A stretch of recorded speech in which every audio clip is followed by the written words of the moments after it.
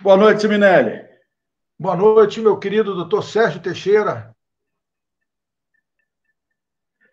É um prazer estar contigo aqui, rapaz. Já tem algum tempo que a gente está para ter esse papo. O ideal seria um papo presencial, tomando um café, jogando conversa fora, mas em tempos de epidemia a gente tem que adaptar isso à realidade virtual, né?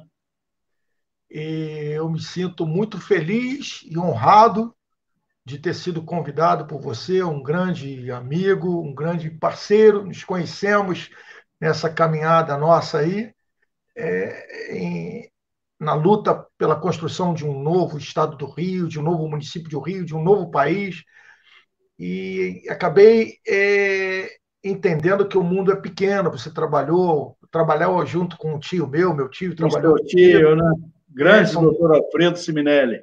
e são dois grandes profissionais da medicina, da obstetrícia, o meu tio, você, enfim.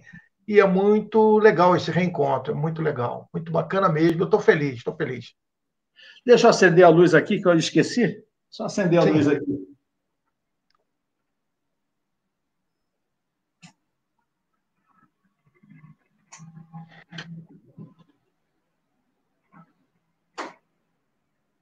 Prontinho. Se não ficar fazendo sombra, eu acho que assim fica melhor. Ao vivo tem essas coisas, né? É, mas é bom, é bom. Mas, Seminelli, eu gosto sempre de, quando chegar a sexta-feira, né? Embora a gente esteja ainda em tempos de epidemia, o pessoal em isolamento, mas final de semana é final de semana, com isolamento ou sem isolamento, né? Muda um pouco as atividades, mas o clima continua. E eu gosto sempre de chegar na sexta-feira, entrar com uma pauta positiva, uma coisa alegre, uma coisa que alegre as pessoas, né?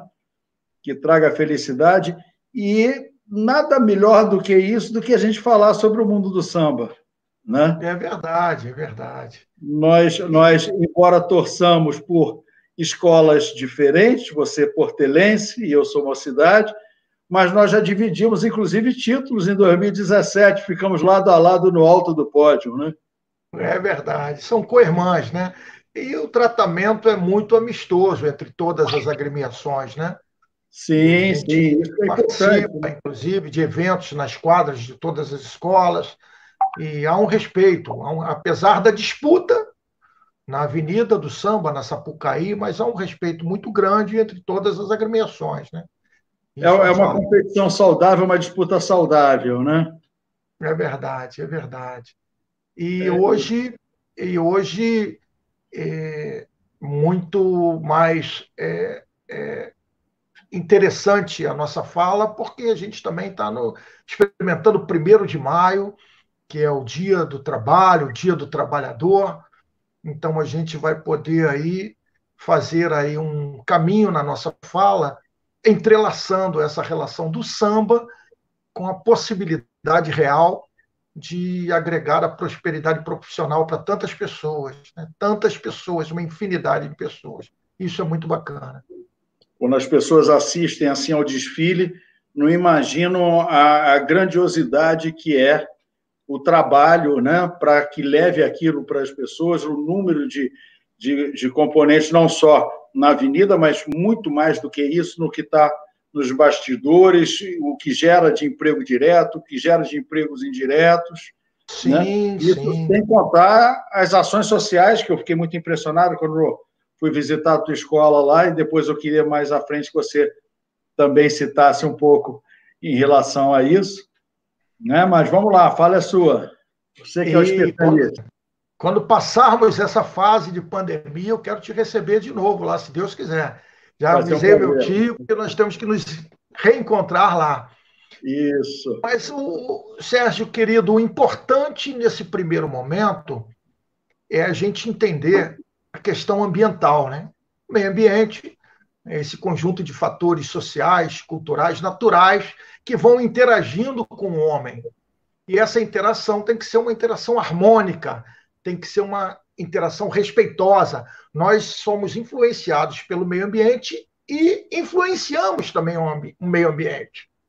E há que se entender que o meio ambiente pode ser utilizado para que a gente possa oferir recursos com o nosso trabalho, se utilizando do meio ambiente natural, do meio ambiente artificial, e aí eu vou entrar na nossa caminhada, que é o meio ambiente cultural. Dentro do meio ambiente cultural, vários nichos, nós temos aí o mundo fantástico, extraordinário do samba, mais especificamente os grêmios recreativos, escolas de samba, que são pessoas jurídicas de direito privado, são pessoas de natureza jurídica, empresas que funcionam como verdadeiras escolas, contando aí nos seus enredos uma série de temas que proporcionam, durante o período de carnaval, a alegria de centenas de milhares, dezenas de pessoas, né, em todo o Brasil e em todo o mundo. E o interessante, quando a gente fala desse resgate da cultura, com as escolas de samba, trazendo tantos temas importantes e das mais variadas ideias possíveis que saem das cabeças pensantes dos carnavalescos, que também são profissionais, o mais interessante é que a gente não consegue perceber que por trás de toda essa beleza, de todo esse encantamento que se depara num desfile de 82 minutos, tem toda uma história de 365 dias de muito trabalho, de muitas mãos, de muitas cabeças e de vidas. Vidas que às vezes se erguem, que às vezes caem e que às vezes voltam a se reerguer vivendo desse mundo do samba. E já que a gente está no Dia do Trabalho, dia 1º de maio, eu queria contar um pouco dessa história, que é muito legal, que é muito legal. E eu acho que, enquanto gestores, enquanto operador do direito, enquanto agente político, nós temos que focar muito para essa questão das agremiações do samba, porque é uma possibilidade muito real de agregar trabalho. E aí a gente diferencia o trabalho do emprego, né? Nem todo trabalho é efetivamente um emprego, nem todos, dentro de uma agremiação de samba, são empregados com seu contrato de trabalho formalizado. Mas, efetivamente, tem uma parcela muito grande de trabalhadores que têm o mistério de, com as suas vocações, com os seus dons e com a sua inteligência, capacidade pensante, capacidade física, desenvolver uma série de atividades e aí oferir os seus ganhos para a sua mantença, né? Poder levar para sua casa o seu sustento e subvencionar aí a educação de seus filhos, da sua família, e etc. Nós temos, numa agremiação de samba, uma infinidade de atividades de trabalho que são desenvolvidas. Trabalhos diretos e trabalhos indiretos. Dentro de uma agremiação, nós temos um corpo de empregados com carteiras assinadas, né? Trabalho, portanto, formalizado, e aí que exercem aí funções mais específicas dentro de uma escola de samba. Nós temos aí, por exemplo, uma secretária-geral, nós temos aí o que a gente chama de síndico da nossa quadra, que é o administrador da quadra, nós temos aí um chefe de segurança, nós temos uma série de outras, o rapaz que é o responsável pelo estabelecimento de bar, de venda de comida e de bebidas dentro da escola. Esses trabalhadores, em sua maioria, são empregados, contratados dentro do barracão de uma escola de samba, também as escolas do grupo especial, que estão na cidade do samba. Tem lá o diretor de carnaval, o chefe do barracão, responsável por todo o aparato e por preservar, né, aquele patrimônio que está guardado ali dentro do barracão da escola de samba. Todos esses são aí empregados contratados pela escola, que efetivamente também tem uma centena de inúmeros outros trabalhadores. E aí a gente precisa entender primeiro como é que ela vai funcionando. E a gente vai falar dos trabalhos diretos e depois vamos passando para os indiretos. E é muito legal, porque as pessoas precisam entender que há possibilidade sim, em vários segmentos, em vários segmentos. Bom, uma escola de samba, efetivamente, no que diz respeito à sua essência, que é apresentar um bom carnaval, normalmente no início do ano, e esse ano de 2021, que seria em meados de fevereiro, já se há uma discussão para adiar para maio de 2021. A gente tem essa possibilidade de comemorar aí as vésperas de festas juninas, o carnaval, e junto com o Dia das Mães. Em razão dessa situação toda da pandemia, já existe essa discussão de deslocar excepcionalmente o carnaval de fevereiro para maio, mas não está nada definido. Você acredita que isso possa acontecer, Seminelli? Porque, veja bem, nós estamos projetando aí uma normalização da situação para agosto e setembro. A gente entende que o carnaval começa quando o anterior termina.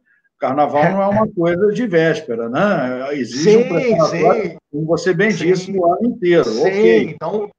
Mas, embora agora as atividades estejam muito restritas por conta do isolamento, mesmo assim, a se considerar que em agosto, setembro, caminhamos aí para o retorno à normalidade, mesmo assim, você acredita que há a possibilidade de haver um adiamento do carnaval para maio?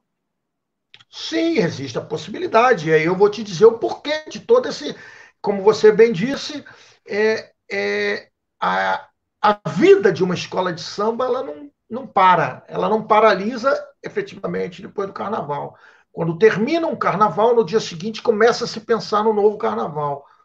E aí tem toda uma estrutura que envolve efetivamente o trabalho.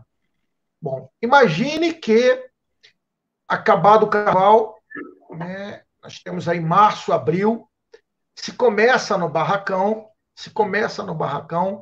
todo um processo de desmonte e reaproveitamento das fantasias. Então, vai se segregar tudo aquilo, vai se desmontar todos os carros, tirando peça por peça, os adereços, os pedaços de madeira, as ferragens, né? As fantasias também, todas as partes de penas, plumas, todas as partes de tecido, são todas desmontadas e reaproveitadas. E esse processo de desmonte demora em torno de 1 mês, 2 meses. E aí nós estaríamos avançando efetivamente para junho. Tá?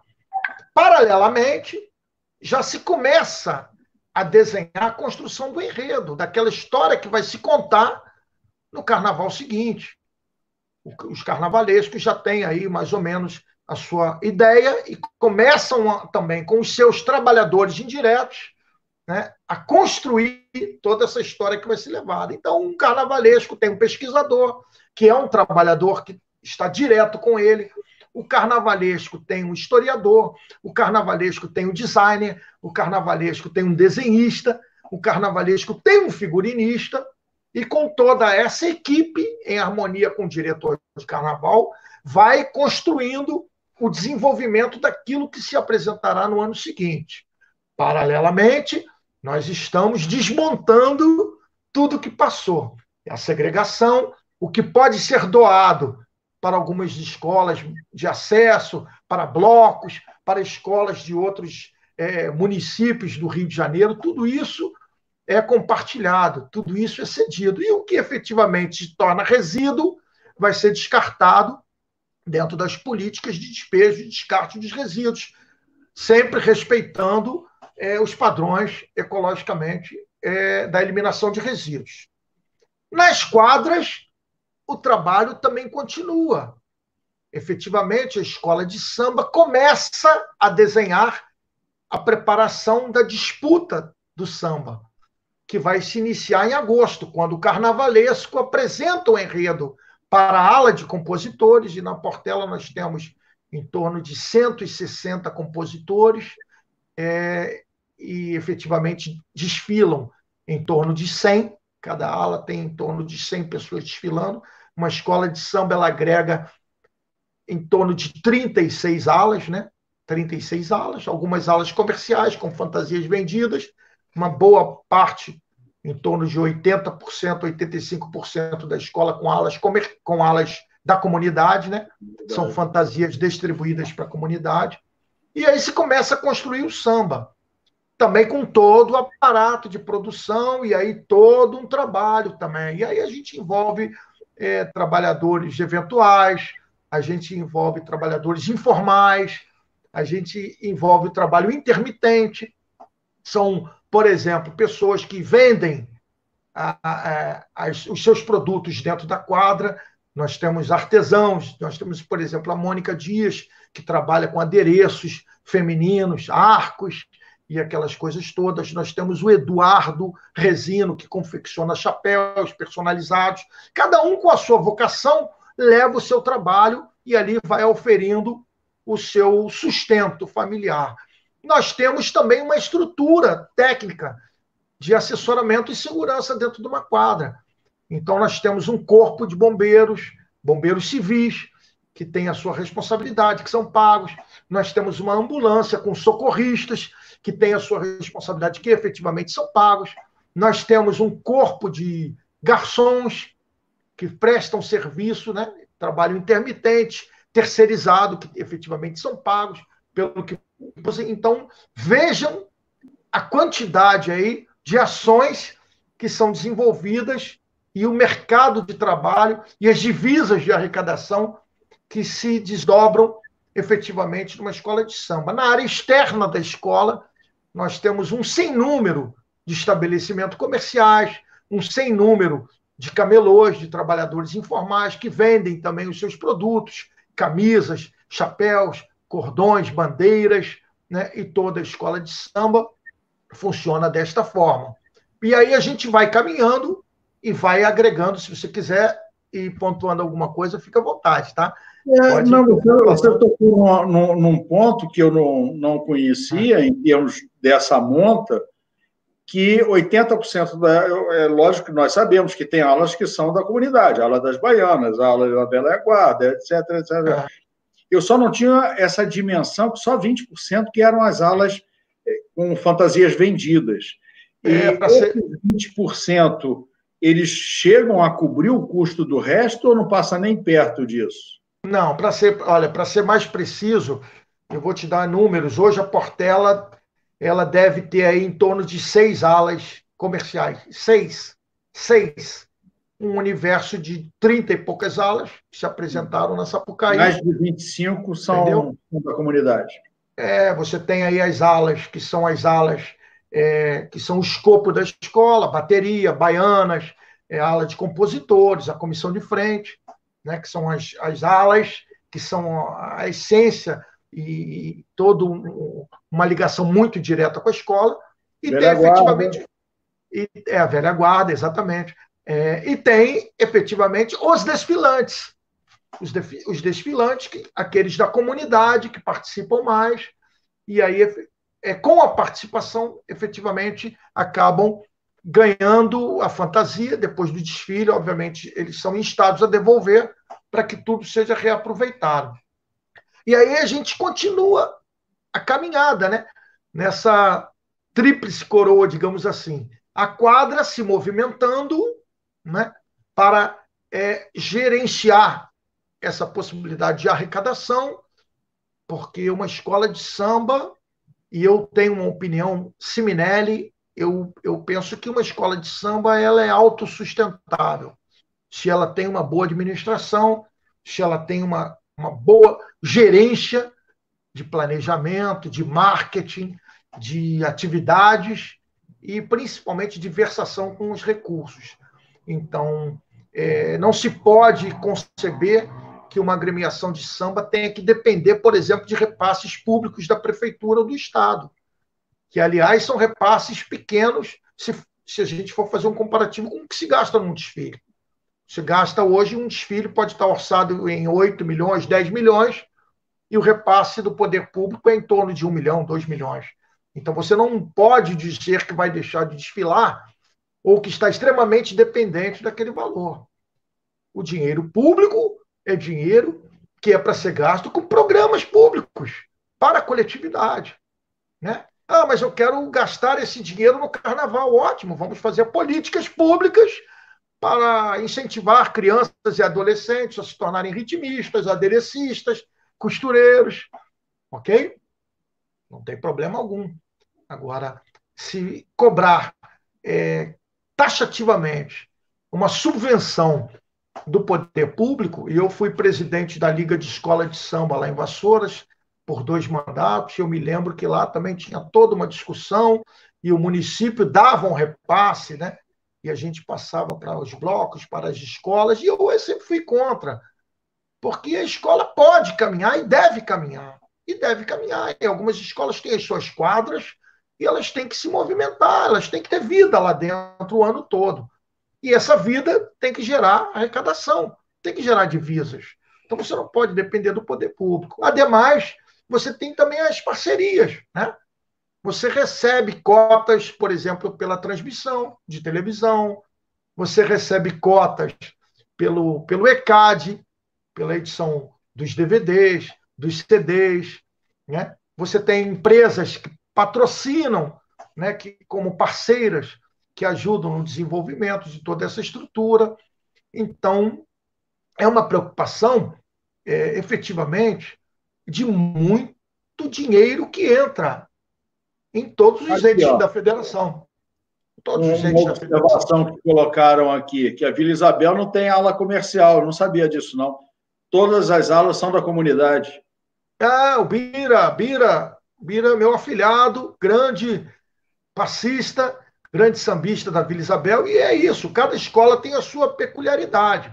A Vila Isabel já não vende fantasias. E eu posso dizer, obrigado, Bira, e eu posso dizer para você, Sérgio, que também as alas comerciais, as fantasias são vendidas e elas acabam equilibrando, né?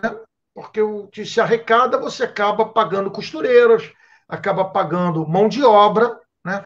A escola transfere para os chefes, os diretores daquelas determinadas alas, a responsabilidade de 80 pessoas. Uma fantasia custa em torno de R$ 1.500, R$ 1.600, lá na Portela, custou.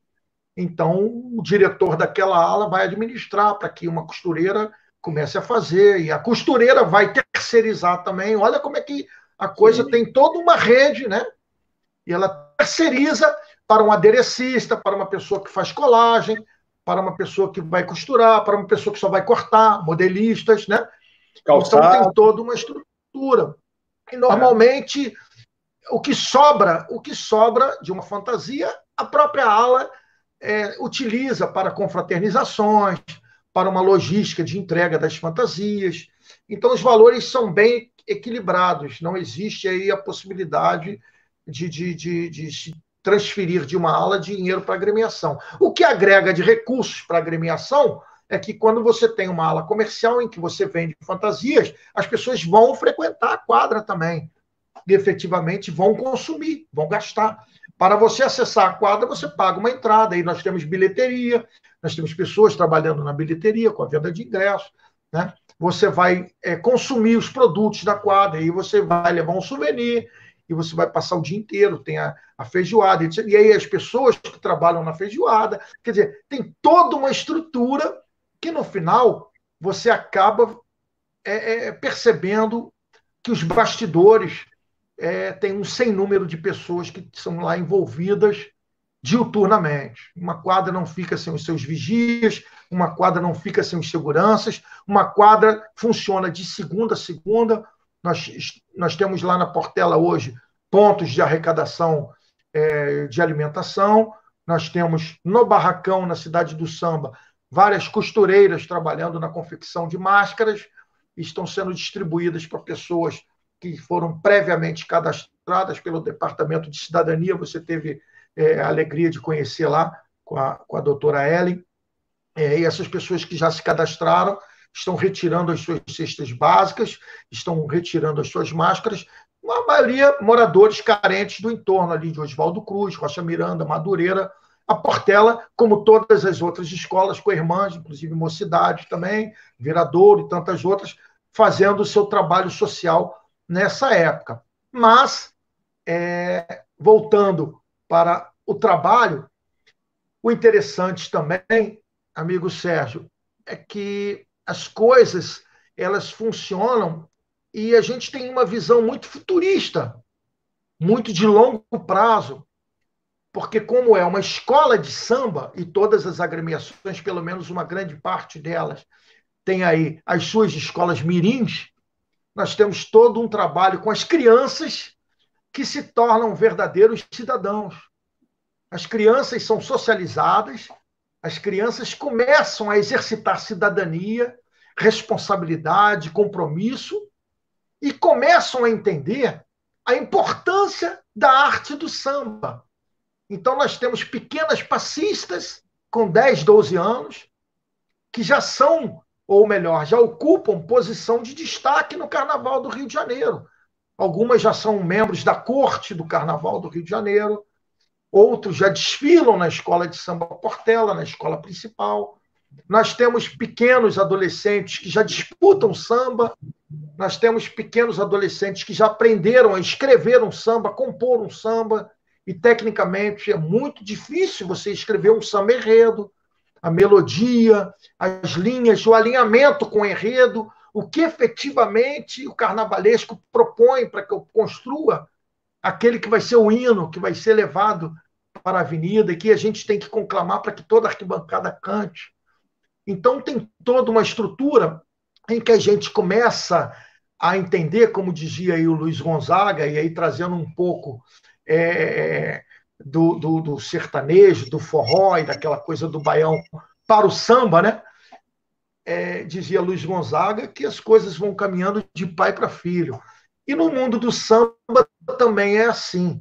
As nossas crianças vão caminhando e vão se profissionalizando.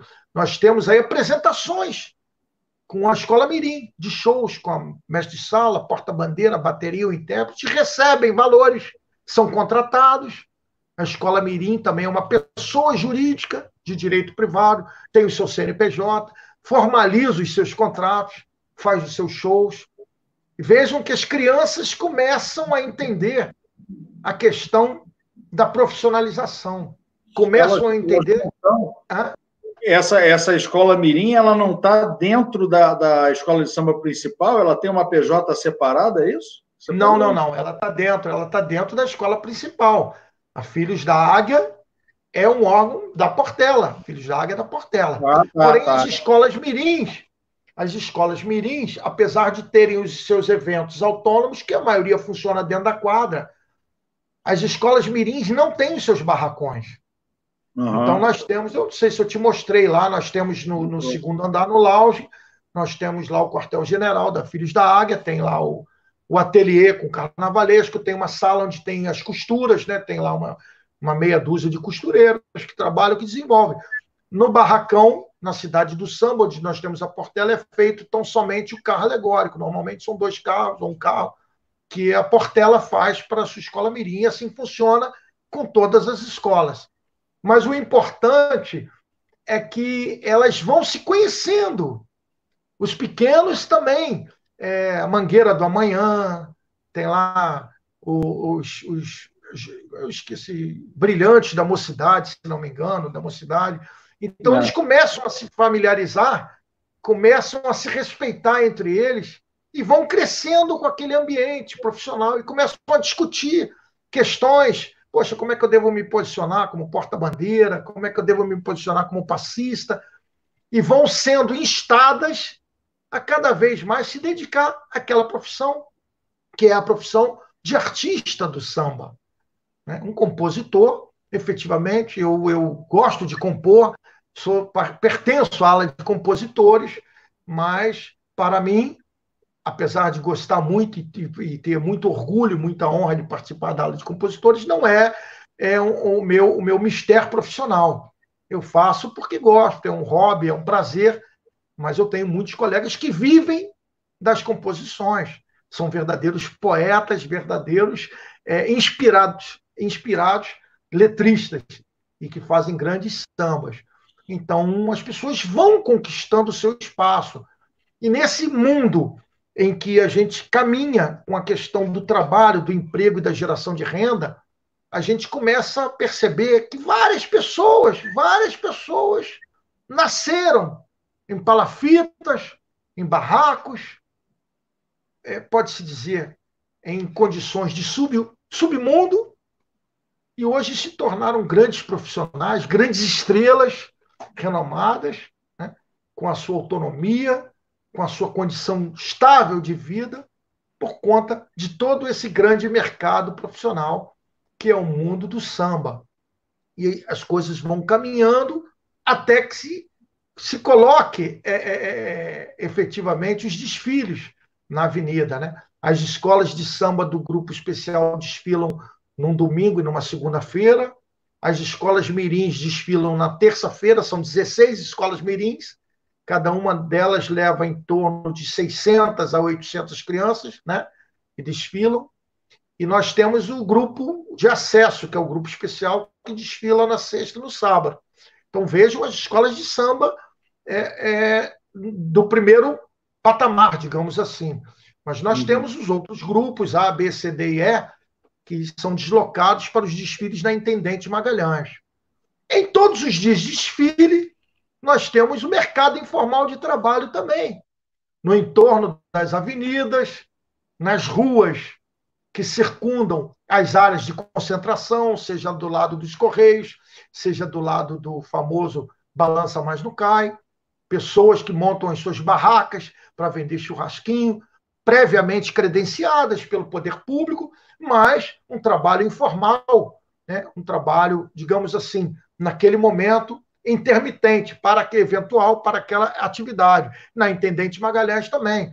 E aí são contratados pessoas que operam com som, eletricistas, serralheiros, né? Os guinchos que vão transportar os destaques para aqueles carros alegóricos altíssimos, enormes. Olhem a estrutura que se monta em torno de uma mão de obra. Corpo de bombeiros, aí militares, polícia militar, força de segurança, guarda municipal, médicos, paramédicos, né? Toda uma estrutura. Nós temos promoters que estão lá nos seus camarotes, vendendo aí as suas atrações, e terceirizam o trabalho também com barman, com garçons, com recepcionistas, com modelos, tudo isso nessa estrutura desenhada do mundo do samba. E a gente vai perpetuando isso na medida em que a gente vai conhecendo histórias de pessoas que marcaram tanto como Cartola, que marcaram tanto como Manasseia, e como Paulinho. Tantos outros que por aqui passaram, e outros que ainda estão vivos, graças a Deus, como Monaco, como Paulinho da Viola, e tantos outros aí, expoentes de várias agremiações, e eu estou falando só de escolas de samba.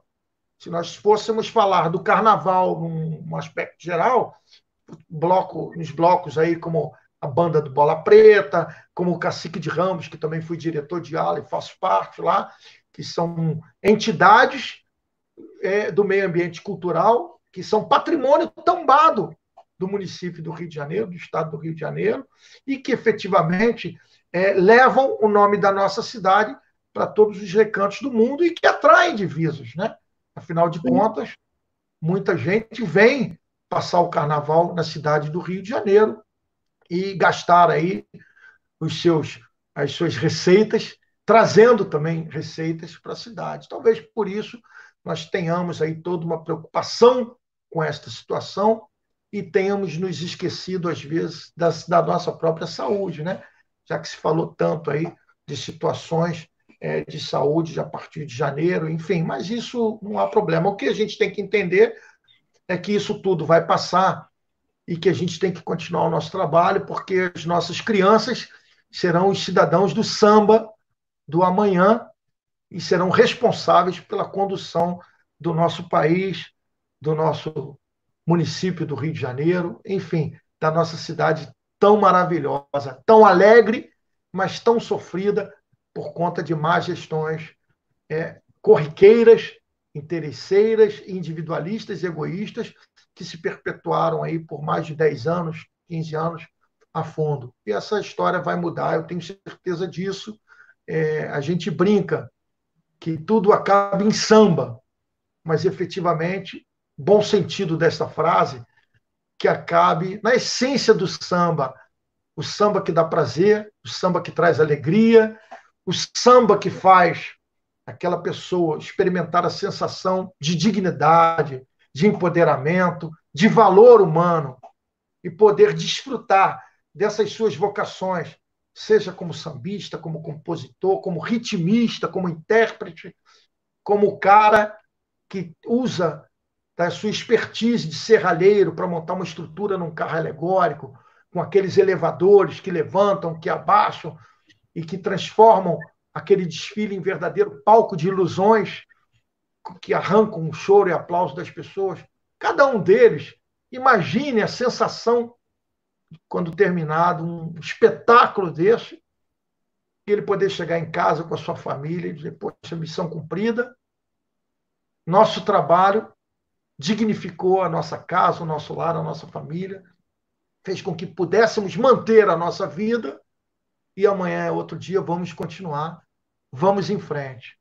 O que nós precisamos é isso, meu amigo Sérgio, é fazer com que as autoridades possam aproveitar cada vez mais com a promoção de políticas públicas para que a gente possa pensar esses grandes tesouros que estão nascendo nas agremiações. Nós temos aí uma cidade do samba em que, durante o ano todo, ela é aproveitada com algumas escolas municipais, mas é um espaço muito grande, que pode ser aproveitado também com outras atividades de profissionalização. Eu vejo assim, no mundo da música, uma lista de oportunidades assim que precisavam serem aproveitadas, né, Siminelli? Por exemplo, você citou a cidade do samba. Como bem disse, é enorme, é muito grande, e ela acaba sendo, de uma certa forma, dependendo da época, principalmente do ano, sendo subutilizada, podendo ser otimizado esse espaço para cursos profissionalizantes, para outras atividades, até que não estejam diretamente ligados ao samba, mas as pessoas que lá estão ligadas ao samba. Né? Sim, sim. Eu passei hoje pela ali, Cidade das Artes, ali na Barra da Tijuca, ali no Alvorada. É um outro espaço musical que está uma obra inacabada, né? Enquanto que nós vemos aí exemplos, principalmente lá fora em Portugal, em Lisboa, tem uma cidade, eu me esqueci o nome, eu acho que é Palácio da Música, que, se não me engano, inclusive visualmente lembra muito a Cidade das Artes. Aquilo dali é pujante, aquilo dali tem cursos o tempo todo, tem uma série de espetáculos simultâneos. Então, esses espaços que nós temos aqui no Rio de Janeiro são espaços que se prestam a esse tipo de atividade. Há um enobrecimento da arte musical, um enobrecimento das artes cênicas ou de qualquer outro tipo de manifestação artística, né? E que é pouco explorado. O Rio de Janeiro, nós somos da época que o Rio de Janeiro ainda é um pouco a capital cultural do Brasil, mas já foi muito mais, né? Sim, então, não tenha dúvida. Nós temos que resgatar isso. Nós temos aqui pessoas profissionais fantásticos, né? O maior espetáculo da Terra está aqui no Rio de Janeiro, que é exatamente o Carnaval, né? Tão reverenciado pelo mundo inteiro. Mas ele pode, como você colocou aí vários exemplos, ele pode se desdobrar em tanta coisa, né? Dentro e fora da música, que precisa ser utilizada essa matéria-prima aí para a gente conseguir dar um resgate cultural para o Rio de Janeiro, né? Veja, a arrecadação e a profissionalização, os vários quadros de uma escola de samba, veja, um casal de mestre-sala e porta-bandeira, eles recebem, como se fosse no mundo do futebol, por exemplo, um jogador recebendo seu salário para defender um time. Então, há contratação de um mestre-sala, há contratação de uma porta-bandeira, entende? Há contratação de um diretor da comissão de frente, há contratação de um carnavalesco. Essas peças profissionais recebem, entende? E aí também vão, com todo o seu staff, proporcionando a possibilidade de ganhos a outras pessoas. Né? O que a gente precisa efetivamente, como tu falou, muito bem lembrado, é que isso possa ser proporcionado através de políticas públicas do governo municipal, especificamente, para que se possa efetivar cursos profissionalizantes ou outras ações que façam com que o carnaval seja efetivamente um polo cultural. Nós tínhamos na Cidade do Samba, antigamente, um espetáculo que era feito para turistas todas as quintas-feiras.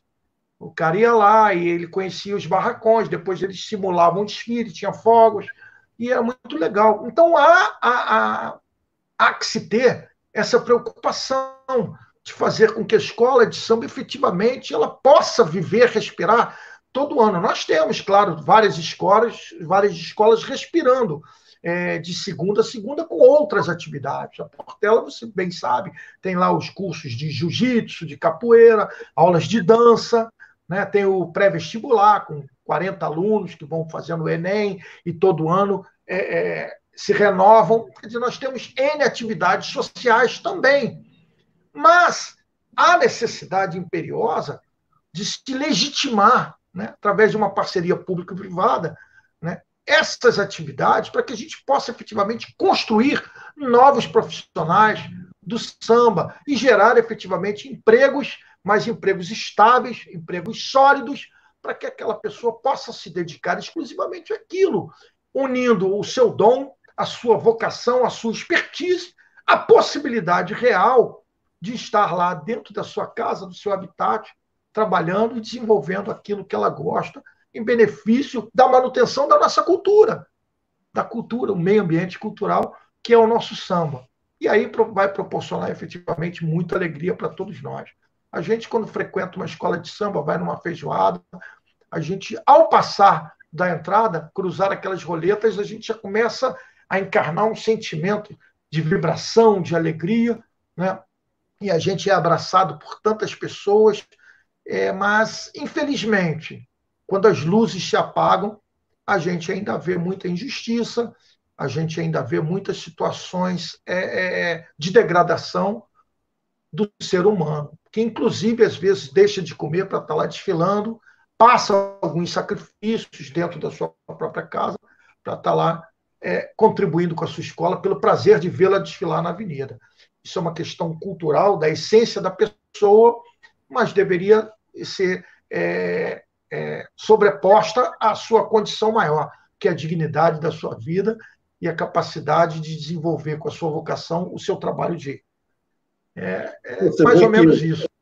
Você vê que aqui no Brasil há quase que uma obrigatoriedade que as pessoas veem ingressar numa universidade, é uma meta de grande parcela da população.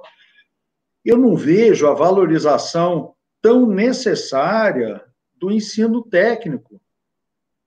Você vê um espetáculo como o Carnaval, quem toca o Carnaval não são pessoas de nível superior que fizeram a faculdade, pelo contrário, são pessoas que têm a sua expertise num grau de acurácia assim, fenomenal. Eles conseguem transformar papelão em maravilhas. A matéria-prima utilizada nos adereços, nas fantasias, nos carros alegóricos, quem vê de fora não imagina que são as coisas mais simples do mundo. Quer dizer, a criatividade desse pessoal, a habilidade dessa turma em criar essas fantasias, essas alegorias, em criar essas coisas, podem ser naturalmente desdobrados em outras ações também. Então, você aproveitando para esses cursos técnicos todo esse capital que tem humano numa escola de samba ou que gira em torno de uma escola de samba, além de formar profissionais que vão trabalhar na própria escola, você está formando profissionais que vão trabalhar na própria escola, você também está produzindo profissionais para o mercado de trabalho. E com isso você está gerando empregos, está gerando profissionais, ofertando mão de obra, que isso daí vai trazer depois um benefício social para a própria comunidade espetacular. Eu pegando esse gancho aí da tua fala, que foi uma fala iluminada, eu vou te lembrar uma situação. Efetivamente, nós tivemos o curso superior de gestão de carnaval. Me parece que foi na Estácio de Sá, né? Universidade Estácio de Sá, e formou pelo menos umas 2 ou 3 turmas, e esses profissionais, uma boa maioria foi deslocada para o Carnaval de São Paulo, outros permaneceram aqui no Rio, mas nessa grade da cadeira de graduação de gestão do Carnaval, o aluno, né, o acadêmico, aprendia toda a estrutura efetiva do Carnaval, como montar a escola, como gerir a escola, como administrar a finança da escola, como trabalhar com o Carnaval, como contratar, como demitir, como colocar o Carnaval na avenida, enfim, uma universidade em que aparelhava aquele estudante, aquele acadêmico, com todas as áreas possíveis da gestão do Carnaval. E é uma complexidade, né? É bem amplo. E aí a gente teve, eu não sei se ainda tem, me parece que não tem, mas 2 turmas, pelo menos, foram formadas, E aí você e vai para São Paulo. Ô, Seminério, boa parte foi aproveitada em São Paulo. Os paulistas que me desculpem, eu gosto, tenho vários amigos em São Paulo, mas a gente não pode perder o Carnaval para São Paulo. Cara. Isso daí não pode, não pode. Não tem como. O Carnaval de São Paulo, ele está assim, na verdade não é uma perseguição, mas ele vem muito parelho com o Carnaval do Rio, né? São muito próximos. A gente tem, por exemplo, na Portela, nós temos lá, a Portela é madrinha da Nenê de Vila Matilde, mas tem uma relação muito próxima com a Vai Vai, entendeu? Nós temos o consulado da Portela lá em São Paulo, então existe essa integração. De vez em quando a gente está fazendo essa ponte rodoviária aí para São Paulo e eles vêm para cá também. E tudo em função da manutenção dessa estrutura do Carnaval, que é, para nossa felicidade, um nicho cultural que ainda agrega valores e, principalmente, faz com que muitas pessoas possam aí sobreviver. Imaginem no futebol, com os estádios parados, trabalhadores intermitentes, aqueles ambulantes que ficam ali, eu conheço pelo menos 3 ou 4, de vez em quando estão me ligando, e agora foram aí instados com a possibilidade desses acordos, à medida provisória, né, do acordo da negociação patrão-empregado, são trabalhadores intermitentes que ganham pela produção lá nas arquibancadas, vendendo os ambulantes. Imagine no nosso lado de cá, do samba, quantas pessoas também paradas, né? Nós, loucos para irmos até uma feijoada, podermos nos abraçar, podermos nos confraternizar. Isso vai acontecer. Eu sei que muito em breve isso vai acontecer, isso vai voltar tudo ao normal. Mas aí, pegando aquele gancho que você falou que daria tempo, não há efetivamente condições, tempo hábil, para que se desmonte e comece a se construir o aparato todo de construção de um carro alegórico, por exemplo, que começa com toda a parte de ferragem, de soldas, a parte elétrica, para depois vir com a madeiragem e depois vir no acabamento. Não há como se botar costureiras agora para iniciar um trabalho na medida em que está tudo parado ainda. Nós não podemos nos encontrar, estar com grupos, então está tudo lá montado. Há que ter o desmonte, há que se começar do zero. Por isso aí que estão discutindo essa questão, né? Para que a coisa fique no tamanho que sempre foi, né? Com toda aquela dimensão de beleza, de estrutura, a não ser que seja um carnaval bem reduzido, bem simples. Estamos chegando aí quase 5 minutos. Em dimensões menores, poderia se fazer. Me parece que é 15, 16, 17 de fevereiro de 2021. Então já se pensa nisso, a possibilidade de jogar aí para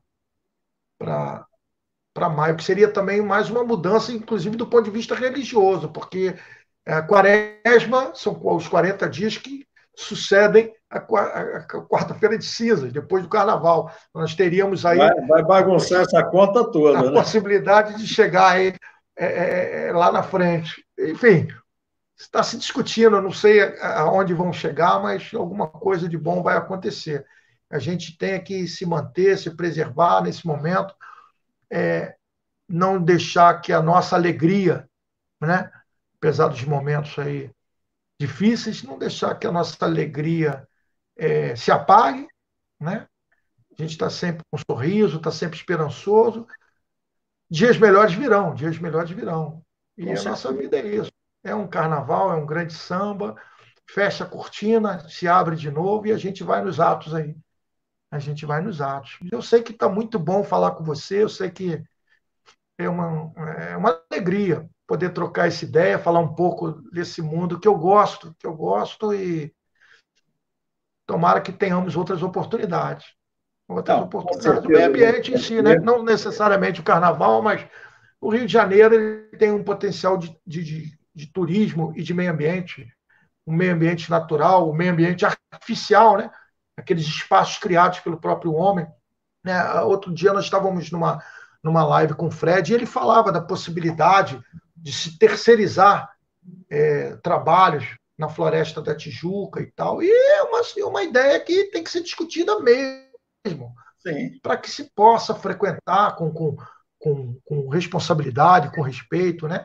Harmonicamente, aquele ambiente natural que nos foi oferecido pelo Criador, para que a gente possa desfrutar ecologicamente correto, né? Não degradar, né? O meio ambiente está agradecendo tanto aí, né? As areias limpas, as águas claras, né? Vamos ver quando a gente voltar Deu a frequentar a uma praia. respirada a Baía de Guanabara, né? Pois é, né? Vamos ver como é que vai ficar o Piscinão de Ramos, Praia do Flamengo, aqui que eu tanto gosto. O primeiro final de semana pós-volta, né? Tomara que as pessoas se conscientizem, né? E entendam que a gente aqui degrada, né? Que a gente aqui degrada. Mas é isso. Isso. Simileri, é sempre um grande prazer falar contigo, escutar suas histórias, suas colocações sempre muito pertinentes, muito bem coerentes, muito bem conduzidas. E certamente ainda tem muitos papos que nós vamos bater por aí. Nós estamos Tomara, aí tomara. caminhando baixando o trem de pouso para final desse vídeo, porque a gente tem esse limite temporal aí de 1 hora, então a gente vai ter que já ir pensando no encerramento. Então, eu peço para você fazer aí as suas considerações finais para a gente já ir caminhando para finalizar. Eu quero primeiro agradecer a Deus por estarmos aqui, essa possibilidade, agradecer o convite que você me fez, fiquei muito, muito honrado, muito feliz, tenho acompanhado as suas lives e realmente é um aprendizado. Quero agradecer a todos que estão aí participando com a presença nessa sala, nessa live, um abraço para todos e dizer que o samba é isso, é uma grande história de vida em que se contam outras tantas histórias baseadas em muita luta, em muito trabalho e na dignidade de centenas de milhares de pessoas que lutam aí para ter uma vida feliz. Que a alegria do samba possa ser a nossa alegria em todos os dias de vida que haverão de vir aí daqui para frente. Obrigado, meu amigo Sérgio. Deus te abençoe sempre nesse teu mistério aí da medicina, viu? A medicina hoje que está no fronte, junto com todos os demais membros da saúde. Que Deus te dê muita luz, muita inspiração e, sobretudo, muita proteção, porque a gente tem que conviver muito juntos ainda. Nós temos muita vida e muito trabalho pela frente. Muito obrigado aí por essa oportunidade. Deus te abençoe, meu amigo. Eu que agradeço você, a honra é toda minha de tê-lo aqui. Você sabe que a gente preza muito a sua amizade e eu queria retornar também um agradecimento a todas as pessoas que aqui participaram, que aqui expuseram seu tempo para nos escutar, mas tenho certeza que todos saem daqui também mais leves e mais agradecidos por tanto conhecimento que adquiriram com a sua fala. O mundo do samba é realmente fascinante, os desdobramentos do mundo do samba muito mais fascinantes ainda. Então, certamente não vai ser a última conversa, nós vamos ter outras aí pela frente. E está todo mundo convidado, está todo mundo convidado para a Portela, hein?